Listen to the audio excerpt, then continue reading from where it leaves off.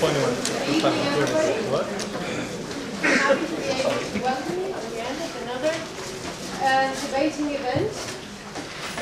This debate, today's debate, will go down in history as the debate that took place at the time when our faculty was under occupation. And since my guess is that a number of you identify with the protesters, or better still identify yourselves as protesters, I would just like to say that the next hour or so you will spend in a spirit very much like that, very much like the spirit that is eagerly, actively cultivated across the hall over there. Because debate is nothing if it's not about critical thinking, if it's not about raising awareness. And today's event shouldn't be any different. This House would abolish the British monarchy is the notion. We have four 4-hour debaters, which most of you already know: Jure, Philip, Kurt, and Maya.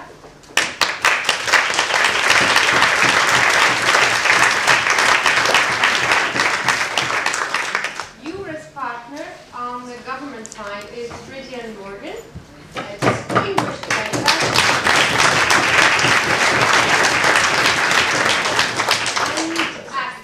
And barrister and etc. Some of you know him from Birmingham. I promised 2 native speakers. One of them was detained, couldn't make it, so Jure will be his partner. As I said, we have 2 guests from Romania, Evelyn and Catalin.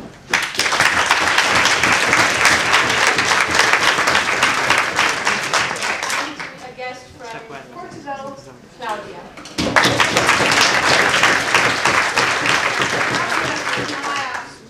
So I should start with the government. The 2 remaining colleagues are the first government, Riddian and Jure, the second government, the first opposition, Maya and Claudia, the second opposition, Philip and Kurt. I hope you'll enjoy the evening, and I call the Prime Minister. The floor is yours.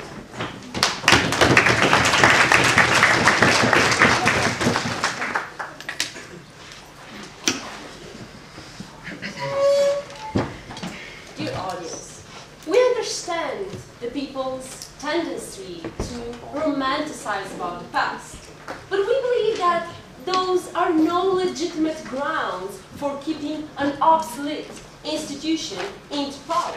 We understand that Queen Elizabeth II has a largely symbolic role. Basically, she's the ultimate VIP who will fee some £80 million a year for her personal issues. But we believe that because they are largely a symbol, they undermine democracy in the UK, they contradict the basic principles that govern the British society and Western liberal democracies overall. And when they do take an active role in the society, they do a lot of harm. So basically, I'm going to talk about how this monarchy undermines meritocracy, equality, and freedom to which all of the people should be entitled. And my partner is going to bring forth the harms that the monarchy brought and is still bringing through the neo-colonialist Commonwealth, and also going to prove to you how the Queen, still being the monarch of 16 past colonies, perpetuates subordination, impedes the right to self-determination, and honors past abuse. So let's first start with my arguments. We believe that meritocracy is a clear affront, that monarchy is a clear affront to democracy and meritocracy.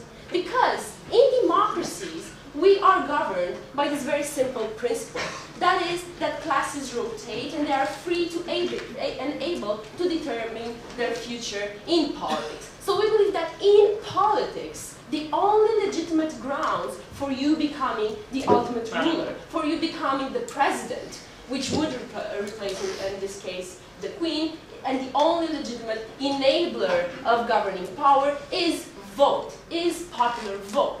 And we believe that this is directly contradicted by the fact that the Queen, well, obviously, is not enabled by vote, is not enabled by their acquired merit, but is enabled through birthright. And we believe that bloodline and genetics is not a legitimate method of choosing our nowadays leaders.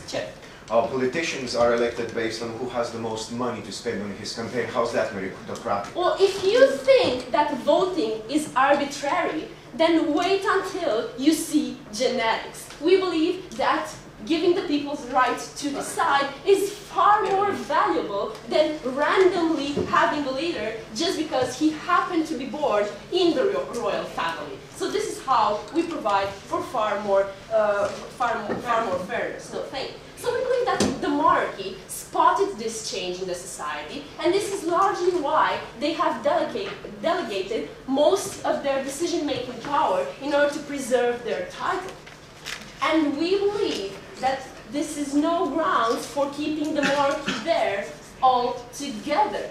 And it's basically very hard for us to provide you with arguments against monarchy in the sense that the monarchy did this thing wrong, because the monarchy is taking such a small role in the decision-making process that it's hard to actually blame it for anything. But that doesn't mean that a monarchy is entitled to remaining there altogether. And even if people do vote for members of the parliament, who then by convention, the largest party in the parliament, appoints the prime minister and so on, we believe that there's a fundamental harm to the democratic principle of voting in the fact that we do not elect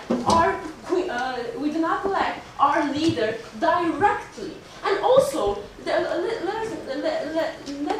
me give you an example of how the monarchy being there as a symbol brings active harms. When you are a member of the parliament, when you have been chosen and elected by the people, you have to take an oath of allegiance to the Queen. You are subordinated to the Queen. We call every institution, Her Majesty, everything.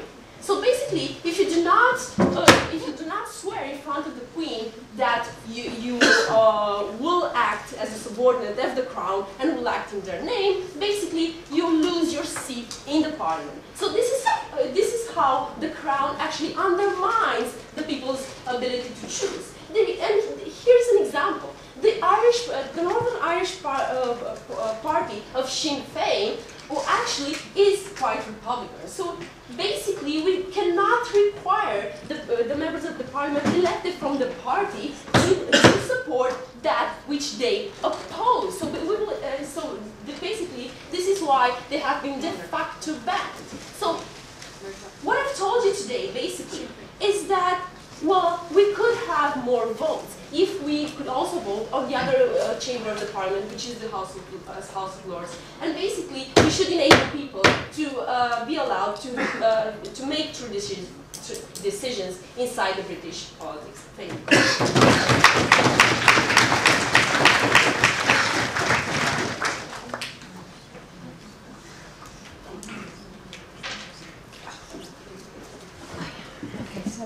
Thank you for this very kind speech. Can I call the leader of the application, Maya? Sorry, Claudia, sorry.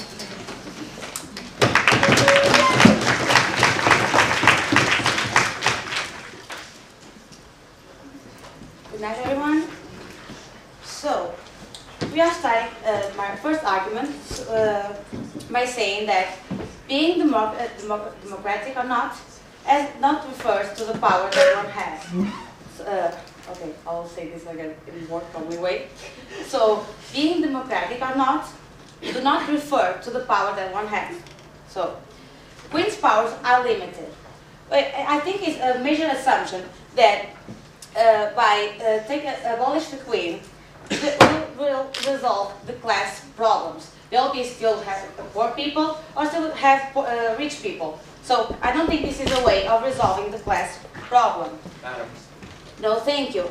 And we don't think that by having a monarchy, we will undermine democracy. And I'll tell you why. Queen's powers are limited. The veto is only used in case of threats of rights of minorities. So the Queen has the right, yes, to defend the rights of the ones that don't choose the Prime Minister.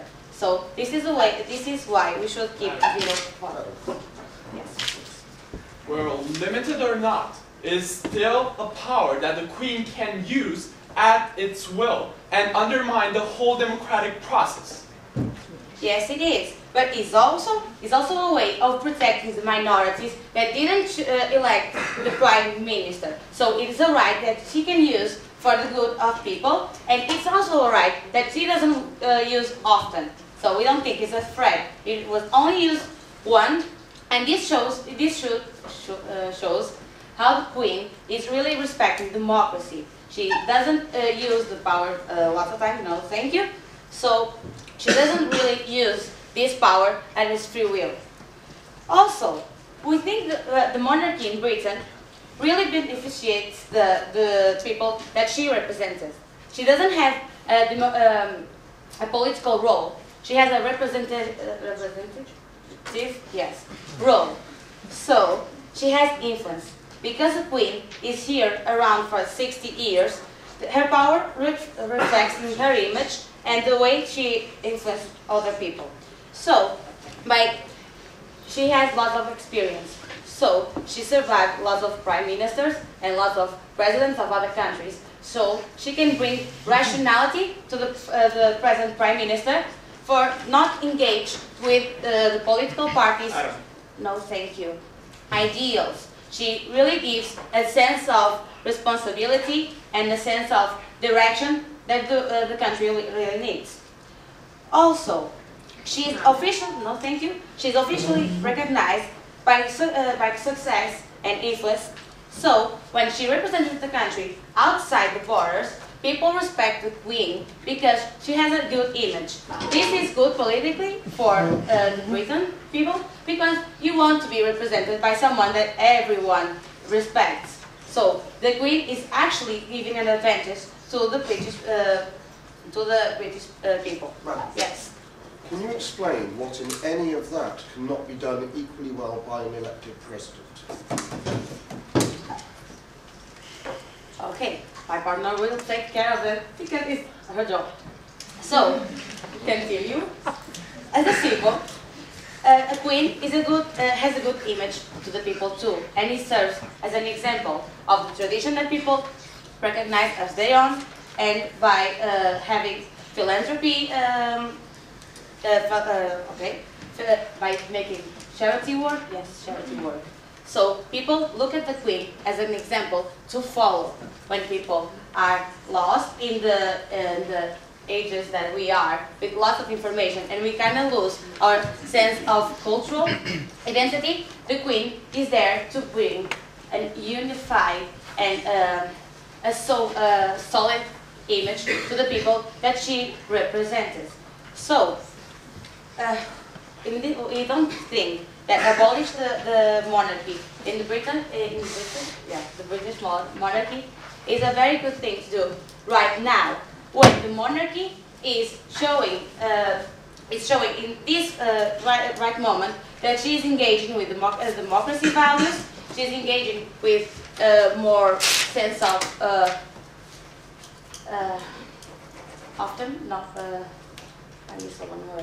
modern culture. She is not making, she's not delaying the culture of Britain. So we beg you to oppose. Thank you very much.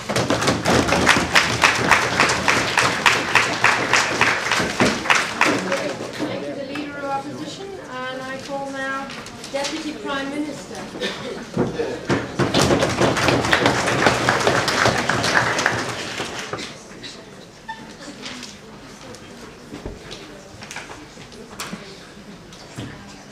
Thank you, Ms.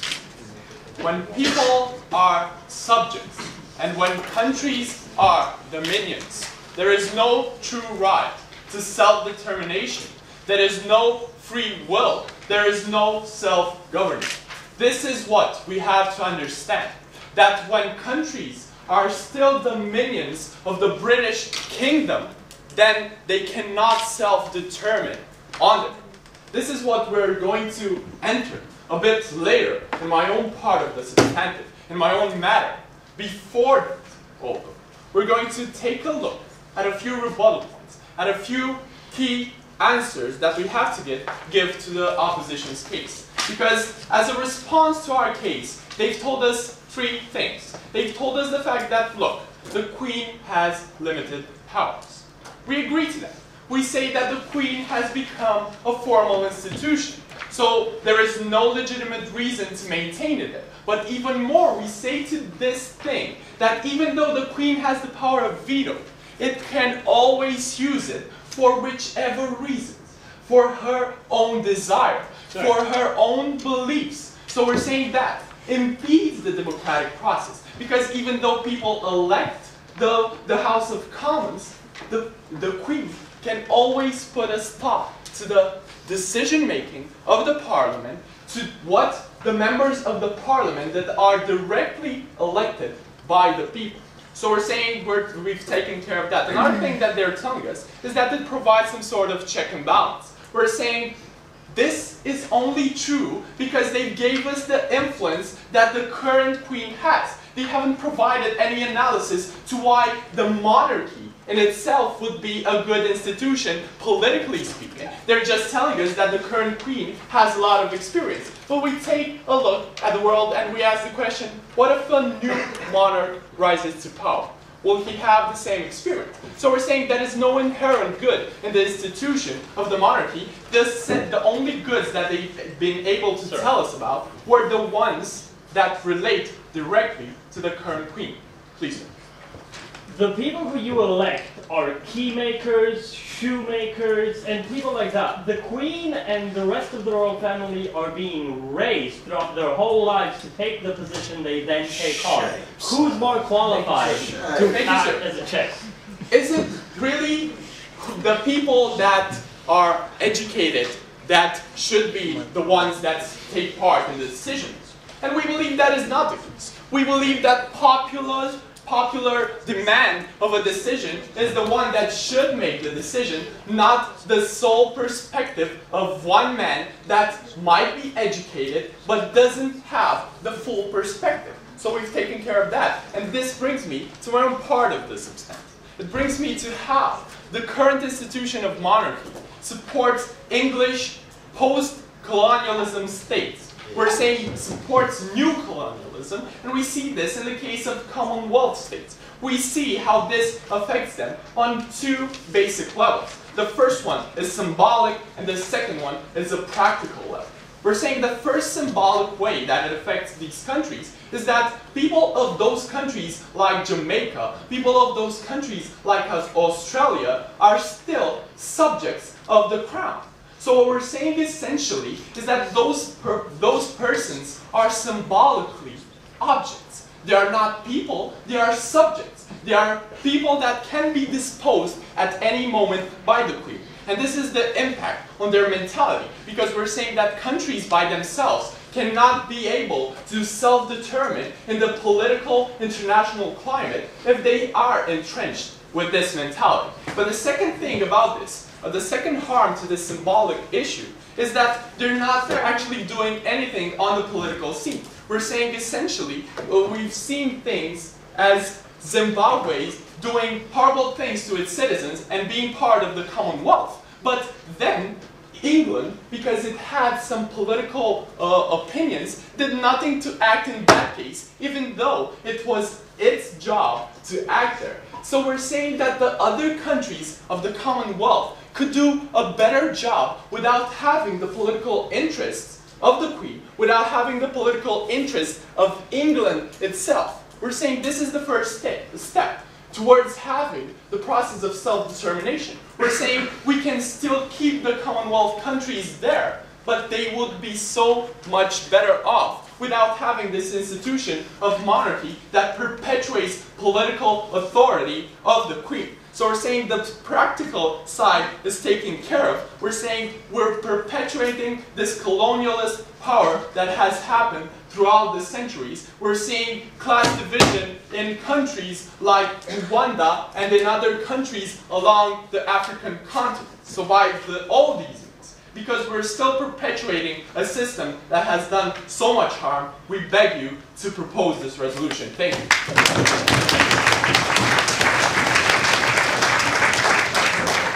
Thank you, Deputy Prime Minister. And I'm calling the Deputy Leader of the Opposition to give her speech.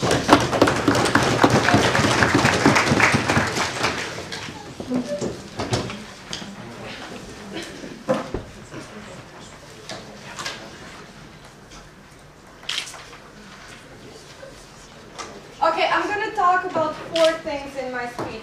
I'm going to firstly talk about this idea of meritocracy. Secondly, I'm going to talk about this idea how monarchy is inherently undemocratic. Thirdly, I'm going to talk about other countries that are under the Queen. And then fourthly, I'm going to talk about how monarchy is a unifying factor, and that's why it's important for the identity of the British people and the existence of British society. Firstly, we get an accusation from first proposition that monarchy is a direct violation of meritocracy. And we say, come on guys, yes, UK has a problem with class system. You listened to a debate about that. But just removing a queen will not solve the issue of class division and lack of meritocracy. Why not? Because meritocracy doesn't work in the UK, and it's not because of the queen. It's not even just because of the aristocracy. It's because poor are staying poor and rich are staying rich. We believe that's an inherent problem. But just by saying you remove a queen and by that solve that, you are not dealing with the issue that is so deeply ingrained in the British society. You as a society are just washing hands from the problem of class division. We believe that's wrong, but it's inherently counterproductive. Secondly, no thank you. They say monarchy is undemocratic because the Queen has veto power. The Queen has veto power that was used once in its history. Come on, very undemocratic. Undemocratic needs to be understood within a context of what powers does the one who is not elected have. We believe that the Queen has minimal powers. Yes, she can affirm or reject a law that was passed by the Parliament, but it usually doesn't do that. And the check that the government has on the Parliament has its own check. That is, the Queen can use that power only when the rights of the minority or rights of the people are being trumped by I don't know, rich elites or whatever, and that's why it's not an absolute power. But on the contrary, we believe that a Queen has big political power as a unifying factor when UK is in times of division or in conflict. Why? Because the Queen doesn't need to be populist, because the Queen doesn't need populist support. It can act outside of the partisan division, and we believe that's very important and essential when UK politics are in times of crisis, and it was shown already in the past. Yes? How can the people of the United Kingdom truly surpass class difference when we have the central power of the government being elected on genetics? I get it. But seriously, I talked for 2 minutes about it. I think everyone else gets it in the room. If not, you won't believe me, even if I say again what I already said. Then I want to talk about, further on, what Claudia talked about is how, like, the big soft power that the Queen has internationally. Come on. The Queen is much more respected internationally than Tony Blair or any other prime minister. It's important the Queen is seen as that stabilizing factor and that factor of the UK that gives leverage in Britain in international relations. We believe that's also an important fact that a politician that is in office just for 5 years can never have. But then he talks about other countries. I have 3 points of refutation to that. We believe that isn't key to this debate. You can resolve Zimbabwe from being under the Queen, under the Crown. So we say that that this in itself isn't an argument against the monarchy as such.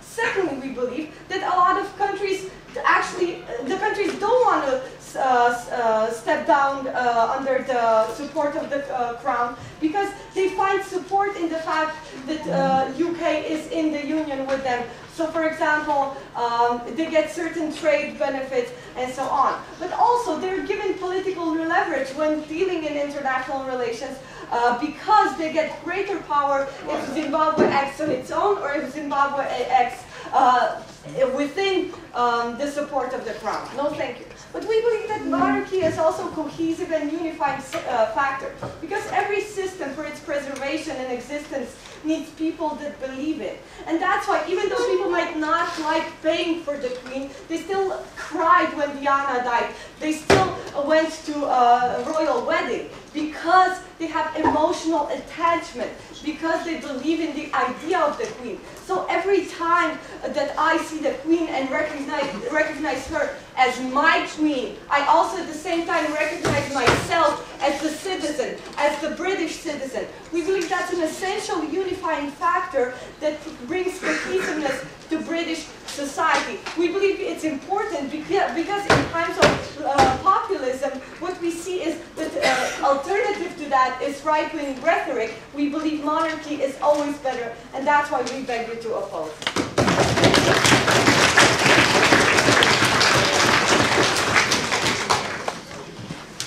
Okay, the second government. Sorry. Member of Parliament, Jure.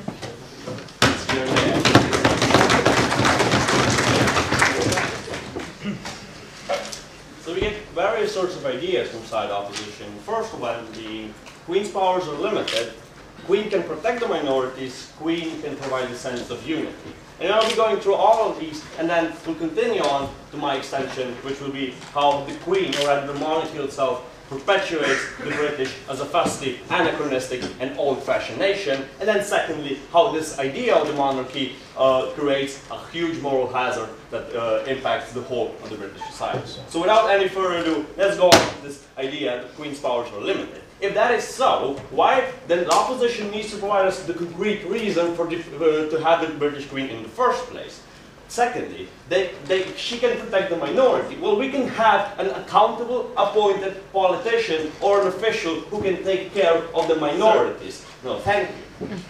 And then there's this idea that the Queen can provide a sense of a direction and that she doesn't need to be popular. But on the other hand, we realize that this is the part of the problem because she is not held accountable for her actions. So we see that this, her not responding to the people's wills is one of the issues that we're talking about. Now let's take a look at this idea how she can provide the unity, and let's take a look at two examples. First of all, the national anthem of the United Kingdom. It says "God Save the Queen." It's the only national anthem in the world that is talking about a person and not about the nation. And only the first verse is sung. The second verse is talking about the English going to the Scottish border and slaying them. We don't see that as a symbol of unity. The second example, the Union flag, is a composite of St. George, St. Andrews, and St. Patrick's crosses. We don't see any, and these three are all respective crosses of the English, Scottish, and Irish sense. We see no Welsh cross in here. We see no unity here, so we see that Queen as a unifying force fails. Go. Okay, so there's a bunch of bat symbols who have never produced any harms, and these symbols have been badly interpreted by people identifying themselves more as British and following the Queen. We fail to see the problem.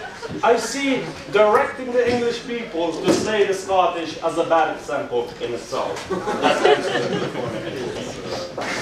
Now let's move on to the perpetuation of the British as a fusty, anachronistic, and an old-fashioned nation. Media outside the United Kingdom pays disproportionate amount to the attention, disproportionate amount of attention to the royal family. This creates the perception outside the United Kingdom that that the UK is wedded to tradition and is going to block any progress. So essentially, other countries don't even try to push UK into making progress in international organizations such as the G20 or the European Union and so on. And essentially what that follows is that the United Kingdom is conforming to such a stereotype which keeps perpetuating their idea of stubbornness and prevents actual change. So we see that this perpetual cycle keeps on feeding the other, and we see that the monarchy is responsible for that.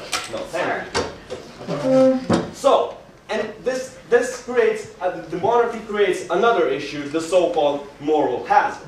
And here we come to the question that Philip raised in one of the previous speeches. He said the Queen has the merit. And why does the Queen have the merit? Because of the incidence of birth. We are seeing that the incidence of birth has been given legitimacy at the very top level of the UK as a nation. It has been feeding on, it has been given to the population for ages, for centuries. We see it as an illegitimate way of thinking, of dividing people between themselves, between one and another, and not on the basis of their marriage. It conveys this message further on in the society, and it hampers proper reform, for instances, in discourse regarding immigration law, because essentially arguments that are going in the direction, well, that immigrant hasn't been born in this, wasn't born in this country, he does not deserve to live here. These arguments stay much longer in the public discourse because they're based on the incidence of birth, which has been given legitimacy at the very top level of the British society. We see that as a complete, example how this is creating the actual issues in the British society. And we believe that side proposition in such way proves all of the reasons why we should abolish the monarchy. And, well, God, please don't save the Queen.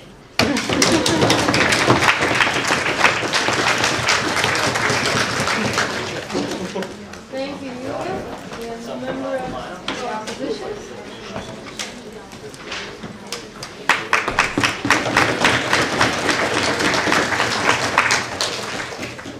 Thank you very much. So you might think that just because there is a revolution going on the other side, that we might have a problem saying that sometimes monarchy is not such a bad idea, but that really isn't that hard, because a lot of things that you have been hearing from the side of the government today is more or less ideological arguments, because they're really afraid how bad monarchy is for the democracy. But what we're saying on the side of the opposition is that when you take a look at it rationally, when you take at the institution of the monarchy rationally, you see that the Queen doesn't have any type of influence, any type of political influence that could potentially be harmful to the way democracy is practiced in the UK. And on the other hand, those powers and influences that she does have can only and specifically be used in terms of protecting the people and working in the best interest of those they call her subjects.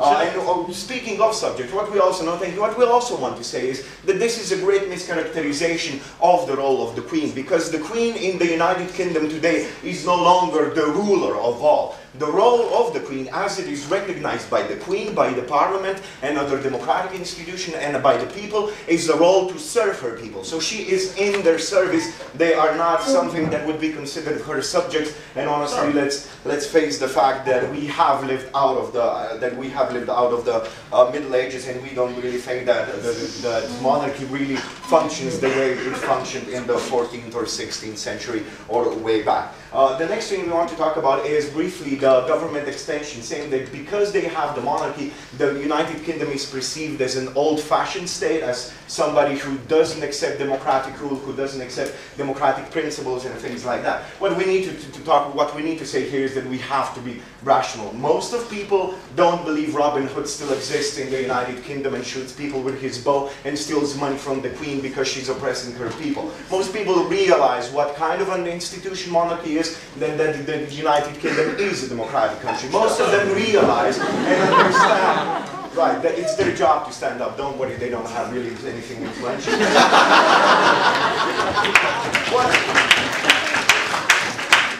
What you also have to realize is that the United Kingdom is one of the strongest economies in the European Union, in the world, a member of the G20, and a lot of other more democratic states without monarchies are right now doing much, much worse and oppressing their minorities and other groups much, much more because of the things that are going on. No, thank you.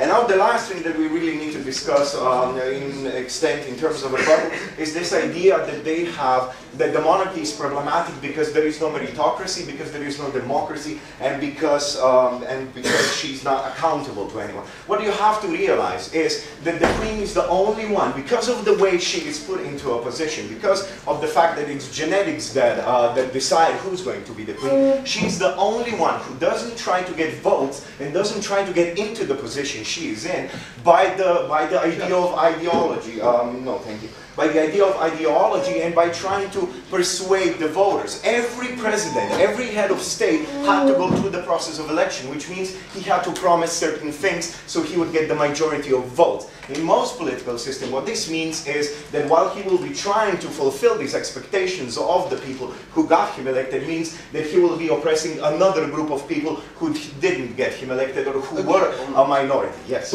Can you explain to me exactly what this old German woman has done to merit her position, other than have the good fortune to be born into the right family? Absolutely. We're getting straight to that. Why is the monarchy really important in UK, and what are the good things that the Queen is doing? What we have already asked in the point of information, and it might sound very bad to people who live in a purely democratic system, is this issue of meritocracy. Why do you prefer politicians that you have elected because they had enough money for campaigns and ads, and because they have a nice smile, like Mr. Yankovic, for example? Why do you prefer having them run your country? In these parliamentary elections, the person who's most likely going to represent my region is a former kingmaker. I don't mind that he's in the parliament, but when I think about who's more suitable to represent me and my best interest in the state, I believe that it is the Queen, because she knew that this was her duty since she was a child, and she went through extensive preparations to take on this role, and this is something that happens to all members of the royal family. So when I compare somebody who spent 40 years training as a head of state and then spent 30 years as a head of state compared to a ideologically elected kingmaker, we have to realize that in terms of practicality, the Queen probably is going to be more effective. There are a lot of you're out of order. Sorry, sir. There are a lot of contracts between the Parliament and the Queen, such as the Magna Carta, the Declaration of Rights, the Act of Settlements, that directly give benefit to the people and directly force the Parliament to ensure certain rights that the UK citizens have, despite the fact that by definition they are called subjects. So what we believe is that the Queen and the monarchy don't really have any negative impact on democracy, except of the ideological stuff that will be coming out from the side of the closing government. But when you think about it rationally, we believe that despite the fact they are not elected as an institution, we believe they enhance democracy. We believe that they have important influence and power when there will be a need to protect the people, and we have absolutely no doubt that the good Queen, God save her soul, will be there to protect her people. Thank you.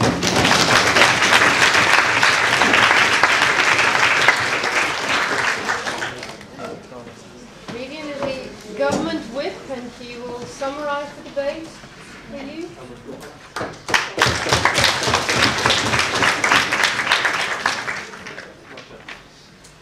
Thank you very much for the floor, Madam Chair, ladies and gentlemen.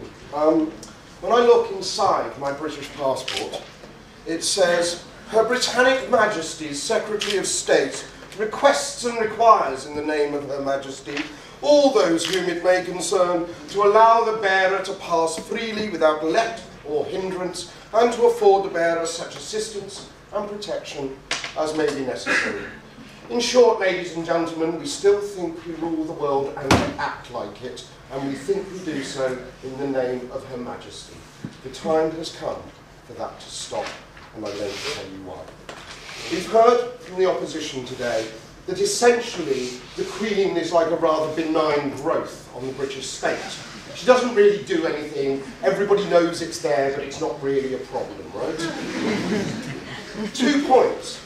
If she has such limited power as the second opposition contend, then what use is she at all? If, however, she holds the very real power which the first opposition can contend, and we'd like the summary speaker to deal with the tension in their case there, we have a problem, because she is not accountable to the people. We're asked, why is a politician any better? We say quite simply this: because some choice is better than no choice at all, and some chance of true democratic representation with accountability is better than no chance at all. I'm going to summarise this debate by looking at 3 issues: whether the Queen is a unifying or a divisive element of British society. I'm going to look at whether she is obsolete and anachronistic, or whether there is a continued need for the monarchy. And I'm going to finish by reanalysing this argument of moral hazard which went untouched by the last speaker. So unity versus division. You've heard from the opening proposition exactly why the perpetuation of an institution such as the monarchy is itself illegitimate because of the legitimacy it confers on neo-colonial attitudes, particularly in those 16 Commonwealth states which are not just members of a group, but are ruled directly by the Crown. We say that's problematic on two levels, and the reopening government did a good job of explaining why. That both symbolically and practically this affects people's ability to rule themselves, to claim their own rights, to self-determine. They are essentially denied those opportunities by this perpetual domination. That this perpetual domination becomes more illegitimate because it further perpetuates the idea of class division within society and the sense of entitlement that goes with your station of birth. That is also part of the moral hazard argument, so I'll deal with it later. They said she can unify because she doesn't need to be populist, in the way that politicians are also divisive. We've told you why that lack of accountability is itself part of the problem. We've not heard a significant response yet from the opposition. To move on to the idea of whether she's obsolete or whether there's a continued need. We've told you clearly that her existence undermines representative democracy at its very core. You were told about Republican politicians simply unable to take their place in the House of Commons because they have to swear an oath of allegiance to the Crown. To ask a Republican to swear an oath of allegiance to the Crown is like to ask a Liberal Party to tolerate the intolerant on the basis they have to tolerate everything. It's logically absurd and an unfair burden. We say it perpetuates the view of the United Kingdom itself as restrictive, regressive, and obstructive of progression, particularly in terms of international agreement. This is particularly true in the European Union, where Angela Merkel and Nicolas Sarkozy do not bother to confer with the British to see what might be done to bring them into Europe, but simply pass policy that we think at times stands in opposition, thereby allowing Britain to perpetuate its own stereotype by not being able to cooperate fully. We think that Angela Merkel and Sarkozy ignoring Great Britain has much more to do with their democratically elected leaders saying we're going to stay away from the Euro and Thank the you, European Philip. Union. It's possibly true that it has something to do with the attitude of the Conservative Party that's currently in power in Britain. Coincidentally, the same power that is most dogmatic about maintaining tradition for tradition's sake in the form of perpetuating the monarchy. We see the two as symptomatic of the same problem. We'd like a better answer from opposition on that. We've told you about the media focus on royalty, that this creates that perception, and we've told you why that is a problem. But the most important argument in this debate, ladies and gentlemen, is this. Nobody should have their station in life determined by an accident of birth. To do so is immoral. It is to condemn people to a lack of opportunity. We say, we concede that abolishing the monarchy might not end every element of class division in my country. We say it's the first step. We say it's an important step. We urge you to agree. Thank you.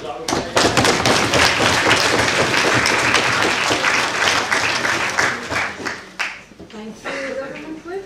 Michael Phillips, Opposition Whip, to take the floor.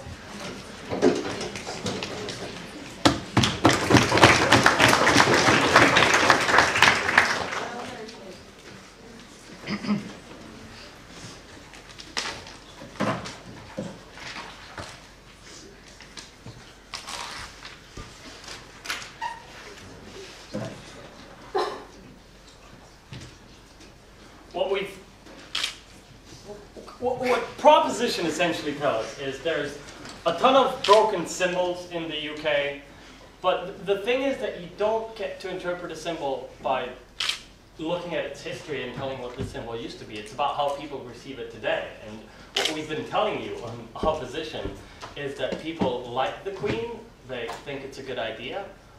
They tend to reach unity through the Queen, no matter the fact that the national anthem says, let's kill all the Scots.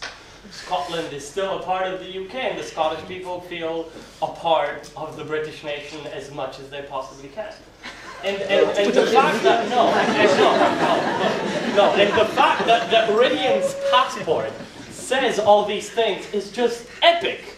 And we think that it's nice that the UK writes these things in passports because I, for one would feel much better traveling around with that kind of a message written in it. But essentially, the proposition's job is to show us that something is going horribly wrong, and they haven't done that. What we're going to do in my speech is we're firstly going to take a look at random problems that popped up from the proposition.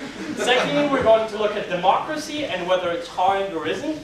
Then we're going to look at neo-colonialism and international relations, and finally, the good stuff that we on second opposition bring. Now, firstly, random problems. Now, number one is meritocracy. And here we would like to say that meritocracy is broken everywhere in the world, and the fact that rich kids get to go to rich universities and that poor kids get to go to no universities is a problem that is in no way linked to the monarchy's existence or not. For the proposition to claim that argument, what they have to show us is that there's going to be an actual change once we abolish democracy, not simply say, oh, it's the first step. We're not buying it. Secondly, the UK class system, the same goes for that. They have to show an actual benefit, not use empty rhetoric. And then what we get from the third proposition speaker, this idea of an accident of birth and how it's bad, well, here's some sociology, Faculty of Arts style. You are what you are made, not what you are born to be. I think that's clear to all of us. But the interesting thing is that you're made what you are by the people around you. And we think that it's just a brilliant idea that a country says, what we're going to do is we're going to pick out a random child just from the fact that it was born to this person, and we're going to spend all the time that we have on this earth to raise that child into someone who is going to know that they shouldn't follow party interest, that they know that they should protect the people of the United Kingdom, that they're going to get all the experience from the previous king or queen, that they're going to sit in on tons and tons of meeting and actually get an outside perspective. And sometimes maybe when Mr. Blair comes to the queen or the king, they'll be able to give some valuable advice. And we think that's the good stuff about the accident of birth. No. Democracy. Firstly, they have this idea of how the Queen holds ultimate power, but then at the same time, first proposition speaker goes and says, well, you can't really blame the Queen for anything. And here we ask the question where the problem is. And then secondly, they go on to this idea, and she just claims this. She just says, there's no other way for you to choose your president other than a vote. And we say, why? How? We think that smart people are good when they get to talk to other people who have been elected to you, because they might sometimes put some sense into them. But even if the only reason is a vote, why do then presidents and party members get to surround themselves with people who they appoint to analyst and advisory positions that none of you have ever heard from or about, or have any idea whether these people are competent or not? And no one talks about this in election campaigns. You all accept that certain people are just experts and get to say stuff about things because they know this kind of stuff. I'll take a point of information if anyone's ready. Go.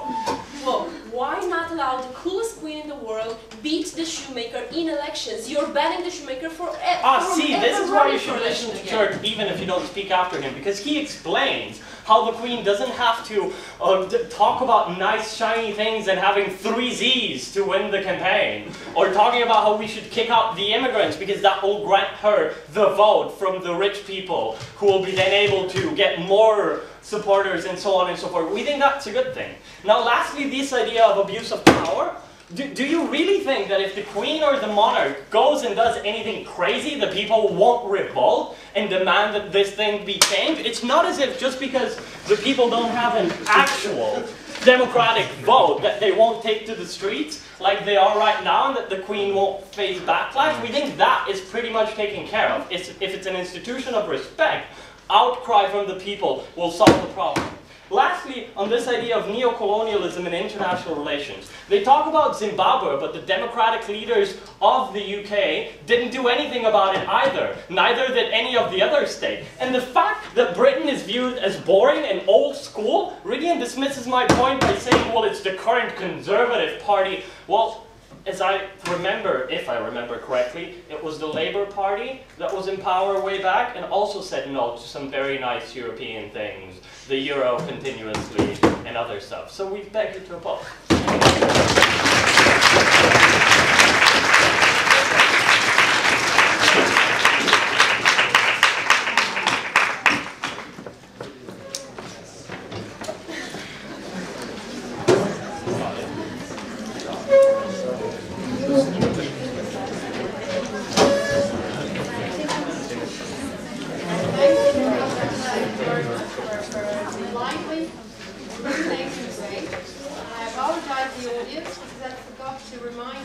rules, you know, what your expectations are. But most of you, I'm sure, remember, you have to vote for one of the, for either the first government, the second government, the first opposition or the second opposition. Who in your mind's eye comes first, who comes second, third, fourth? Do you need a minute or 30 seconds to deliberate? No? Yes? Okay. 25.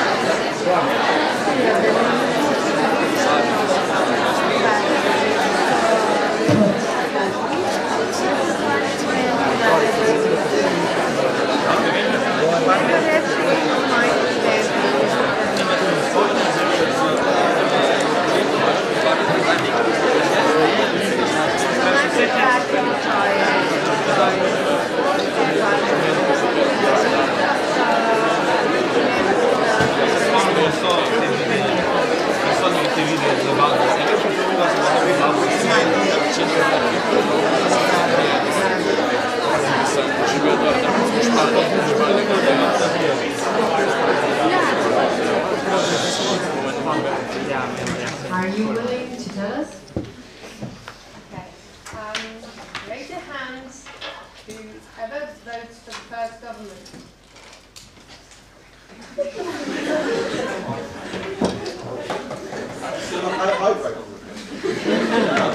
Okay, thank you. The second government.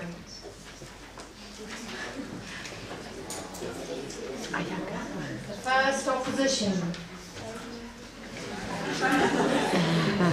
Not many fans, okay. The second opposition, the answer is obvious.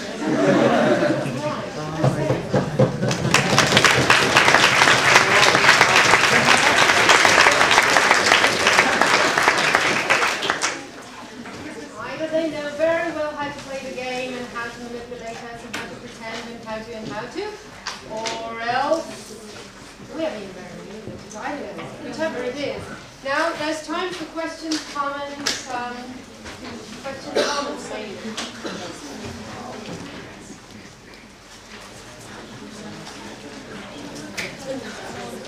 Gideon is a very understanding person. He'll know that you do not know. I mean, if you're curious about anything, perhaps the age of them think that we should know, but we don't. That's why we give this debate.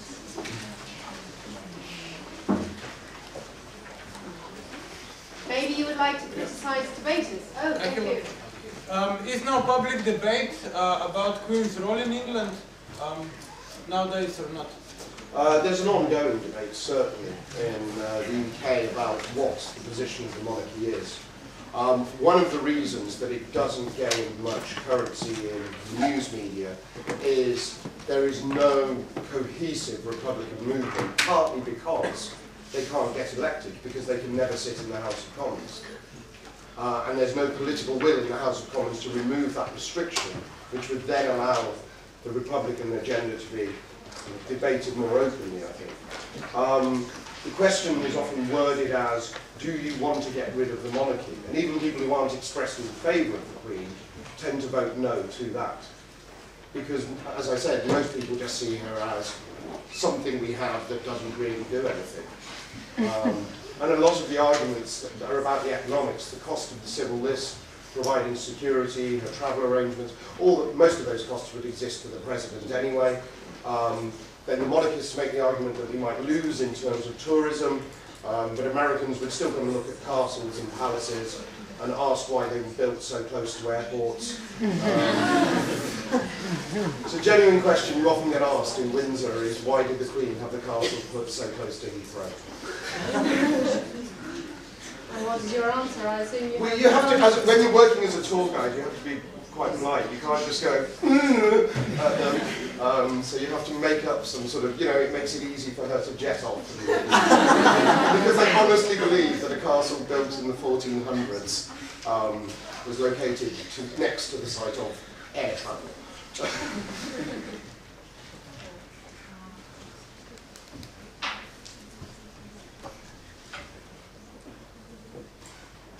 So do you think the queens will ever get abolished? I think, and this is quite a morbid answer, I think had this particular monarch died when William was much younger, there would have been a lot of debate about whether Charles was considered a fit monarch. Particularly the popular perception of the way Diana was treated, and a lot of the outpouring of grief for Diana was specifically anti the royal family, but not anti-royalists. Now, I think there's still an argument to say that Charles should abdicate immediately in favour of William and Catherine taking on the throne, that they have more of a connection with young people. I don't necessarily think that's true. I still think there's a massive disconnect between the experience of Prince William and most people his age in my country. But I think a lot of people would see that as a way of resolving any issues about whether this Queen's death will bring about an end to the monarchy. William and Catherine have said already they plan to be very, very different. And there has been one major change quite recently in the royal family, or in Parliament. We altered the law on succession. So now the first child of William and Kate, whether it's a boy or a girl, will be the first in line to the throne. It always used to be the eldest boy, irrespective of how many elder sisters he had. And so the girls would only become queen if there were no brothers. Whereas now that's been changed. So for all members of the royal family, and the succession has been changed for the existing ones as well. So all the girls who have younger brothers have been bumped up the line. So you could argue that some progress is being made.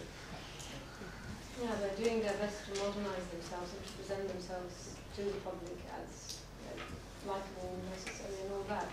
Now, the polls say that roughly 80% of people of the nation is in favour of monarchy, or am I... That's one of the distortion of the statistics. If you ask people, do you think the monarchy should be abolished, and you don't tell them how, and people have this vision of, you know, torch-wielding mobs going up to the gates of the palace, dragging them out of their beds and things like that, then only 20% of the people express vocal support for that kind of thing. I don't think that necessarily means that everybody who says, well, that's a bit much, is actually a monarchist. I think there's, when we phrase the question more fairly and say, are you in favour of the idea of monarchy, of rule by birthright, we usually get about 30% expressly saying yes, 30% expressly saying no, and because most people only interact with the Queen on Christmas Day when she speaks to the nation for 15 minutes, there's a general kind of meh attitude.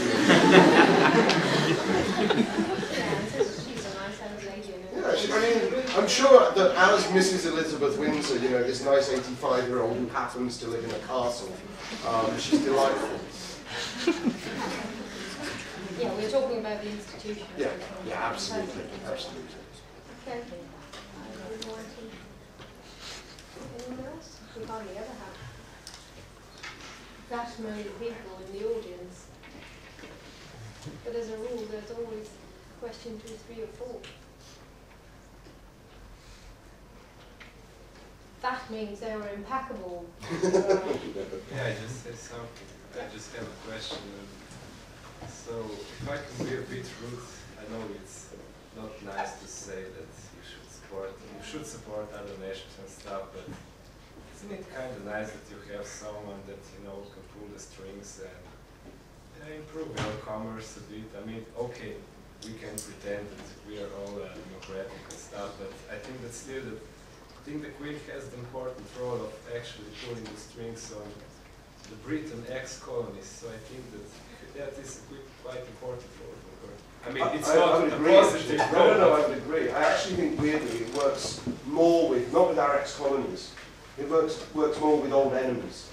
The people who seem most fascinated by our royal family are the French who killed theirs, the Russians who killed theirs, and the Americans who fought for a very long time not to be ruled by ours much longer. And those are the societies where, in almost every magazine, when you get news in Britain, it's things like Lady Clarissa Posh Lady, who's 137th in line to the British throne, fell off a horse yesterday. It's incredible how people abroad think I know them all personally. I went to Beijing earlier this year in May, and every student wanted to know if I went to William's wedding.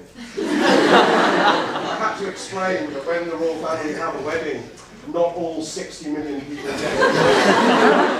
And the Chinese were puzzled by this, because that's about the number you would invite to a Chinese wedding. So yeah, no, I think that certainly, because she's non-political, it does help develop external relations where sometimes Cameron or Blair before him, or Major or Thatcher before them, wouldn't have been able to approach it on the same level.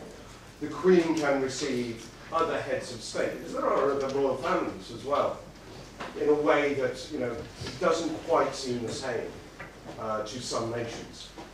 So I do think there's a valid argument to say, and particularly with this Queen as well, when you look at her record, I think that's why there's less call for republicanism now, because she has done her job incredibly well, I must admit. Maybe Virginia, if you step out here. Oh, that might be easier. That might be easier. Feel free to ask anything, I really don't mind. You're familiar with them, are you? Hmm? You're so familiar with them, with the royal. I think the Queen's probably not the problem, but her son is. Charles? So, yeah, isn't it? Because he lobbied, and there was a scandal this summer, was it?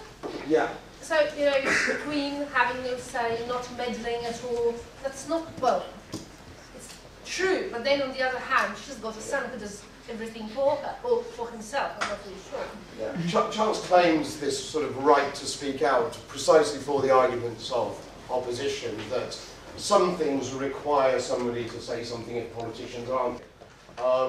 I suppose a lot of it depends whether you agree with the subjects or with him on the subjects. Depends on whether you support his right to talk about them. I'm personally in favour of a lot of the things he says on architecture, where he criticised a lot of the more horrendous architecture that we've seen in London recently. He described one addition, the extension built on the Tate Gallery, he described as like discovering a rather monstrous carbuncle on the nose of an old friend, which I think is a wonderful expression, if nothing else. However, his treatment of farmers, because he runs the Duchy of Cornwall as a private business, all the profits made from the organic produce go to his estate, which he's then meant to sort of get out to the farmers. There's a lot of resistance on that level. And he certainly is more willing to step in to what might be considered political arena. I think he wanted to talk to ministers about certain bills. I mean, he got involved directly. It's not just lobbying. He actually demanded, he said it was his right. So this is it, and this is one thing that it does come down to is this issue of right. I mean, one of my big issues is the Queen or the King, whoever they may be, has to assume the title of Defender of the Faith. That means literally Anglicanism, a very narrow sect of Christianity to the exclusion of others. We've fought wars over not letting a Catholic get the throne. I don't think that helps us when we come to address our role in Ireland and things like that. So I think there's a lot of issues with whether that means we require abolition or whether that means we need further reform, because as we were told, very correctly, this isn't the monarchy of the 16th and 17th century. I mean, Charles I found out what happens when you really test the will of the people. He cut his head off. And if anybody ever asks you in a debate if the death penalty is ever effective as a deterrent, very few kings have tried what Charles did. Correlation maybe, causation possibly, I don't know. Anyone else? How come that the Queen's husband is not called the King? Because until we changed the idea of the active succession, monarchy was an inherently sexist institution. And that meant that kings were always considered superior to queens. Because Philip is not from the right German family to rule Britain, he's actually Greek, so he can only be a prince of Britain.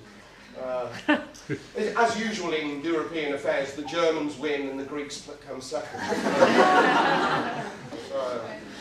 To make him king would mean that he would rule and she would rule by his side. He is the Queen's consort. Prince Albert, who was Queen Victoria's husband, had exactly the same status, although he was German.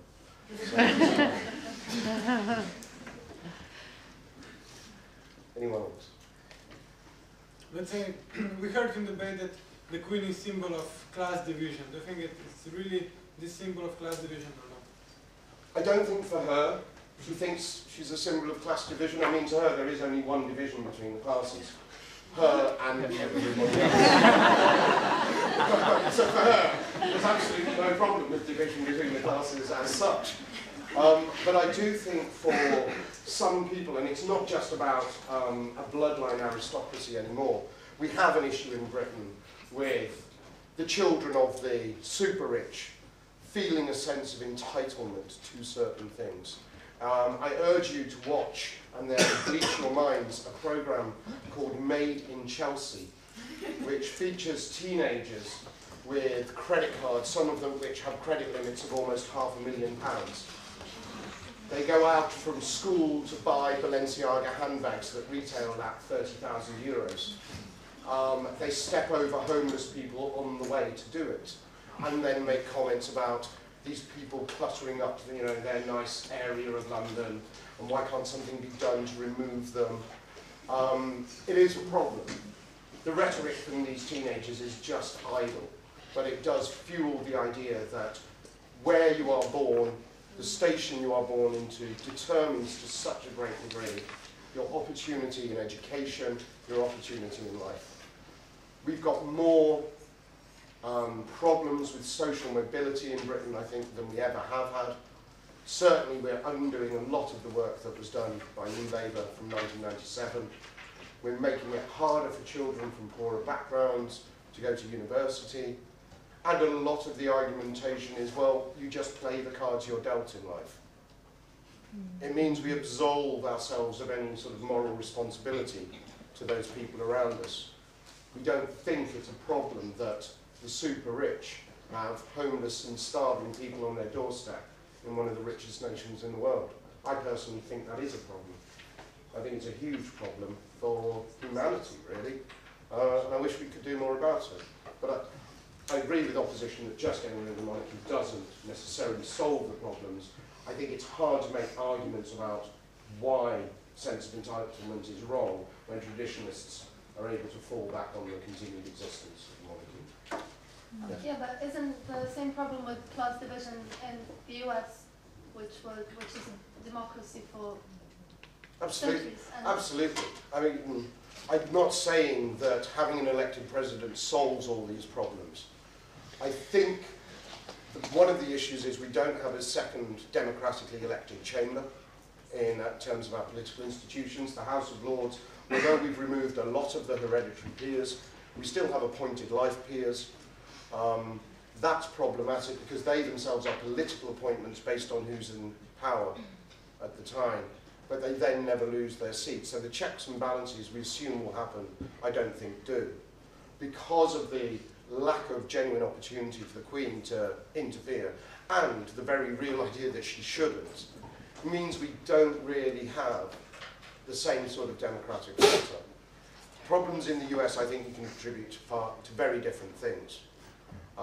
Lack of social welfare provision, lack of universal health care, lack of ability of the federal state to make adequate provision on an educational level for the poor. That perpetuated by economic demographics mirroring racial demographics, so being black statistically means you are far more likely to be poor in the US. I see they face a lot of the same problems. I don't necessarily think all the causes of those problems are the same.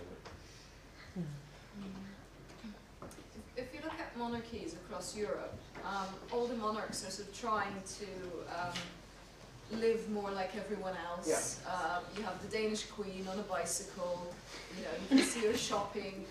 Why do you think that never happened in the UK? I think it's a very, very good point, actually. And the Danish and the Dutch royal families, I think, are the model if you're going to have continued monarchy in the 21st century. Why did it never happen in the UK? Well, why can't we see Queen on the Boris bike? Well, she's the one. In the 60s and 70s, it would have been impossible because of security. Although we cited Sinn Féin as a Republican party, they were also the political wing of the Irish Republican Army, who had made it their stated mission to take out as many of the royal family as they could in terms of assassination. They were successful in killing Lord Mountbatten, who was Prince Charles' favourite uncle. I think the idea that we were able, because even if we got rid of the monarchy, I don't think that would stop the desire from some quarters of Irish nationalism for what they see as legitimate revenge for the crimes of their ancestors, from William of Orange onwards. But you have retained all the, the splendour, all the. This is something that is not so apparent in other courts around Europe. I think, yeah, I mean, we've done it in Parliament as well. I don't think it's just in the royal family we do that. I, as a lawyer, one of the reasons I became a lawyer actually was because of the free wig. So I'm very resistant to calls to modernise anything to do with the legal system, and we shouldn't wear robes and wigs in court. And I actually in court do not appear as an equal of the judge, and I find that quite odd in a modern democracy, that I am a supplicant in court. I have to refer to the judge as my lord. I have to phrase my questions such as, if it please your lordships. That's not really my conception of representation and justice, I think. There are issues, but throughout British society, we are wedded to tradition for tradition's sake. We are naturally conservative with a small c people. The idea of change scares us greatly. One of my favourite jokes when I was a student was, how many Oxford Dons does it take to change a light bulb? To which the response was, oh no, you don't do change. But I do think that is in part perpetuated by things like aristocratic dynastic succession, and obviously the monarchy's dynastic succession. But I think it's reflected throughout British society. We're excessively formal at times. Our business culture is stilted, it's fusty, it's rigid, it's inflexible. All this, I think, leads to the way we deal with countries in Europe. We are opposed to things like the euro just because we're scared of change, on an institutional level, perhaps. So would you abolish the British monarchy? I think abolition needs to be defined very, very carefully. I think it would be wrong to drag princes screaming from their beds in a kind of climactic scene of Frankenstein way. It would make for good cinema, but I think it would perpetuate and create more divisions than it would ever heal. However, I think that some form of managed dismissal. There's a thing that we use in business for when public sector workers are tied into contracts that they can't ever be sacked from because of the protections. You can sometimes manage people out of their position. And I think that could happen with the British monarchy, that we could make further reforms. I think William and Kate would be very open to further reforms. I think they'd both be very open to playing a reduced role in public life, given what happened to William's mother. I think that's the best hope we have of one day getting to the point where nobody really minds and they just become the Windsors. I don't ever want to see violent revolution. I never think that's appropriate, or more importantly, on a practical level, I think it's rarely successful. I think it's possible through negotiation, through argumentation, to change the way things are done so that they are fairer for everybody. And ultimately, yes, I'd like to see a republic in Britain with a non-political president. I don't think a US president would work. Or a US style, sorry, president would work. We've already been ruled by a US president during the Thatcher era. But I think something along the lines of the Portuguese model or the Irish model, where the president is very much that unifying figure. We saw in the recent presidential elections in Ireland that it actually managed to transcend a lot of the traditional boundaries, brought new issues to the table. I think Mary McAleese, the previous Irish president, was a great example of how to be statesperson-like, do exactly what a president should do in terms of representing the nation, performing the diplomatic work that we now rely on the Queen to do. I think it's unfair on everybody that you can't be the leader of your nation because you're not born into the right family. The one group we've never talked about in this debate about it being unfair on is the people who are born into that family. We never consider the effect on having cameras thrust in your faces 24/7 and knowing every moment you either have to be watched by media or you have to be watched by security services because of what might happen to you if you don't. Nothing's private. William and Harry shared their most personal grief with everybody around the world. They woke up that Sunday morning after their mother's crash in Paris to see images of her car splashed on every news media. That's problematic. That's damaging to those children, I think. I don't buy the line that they're groomed from birth to accept this. I don't think any human should ever have that choice made for them. So I think we need to consider the fairness from both sides, release these people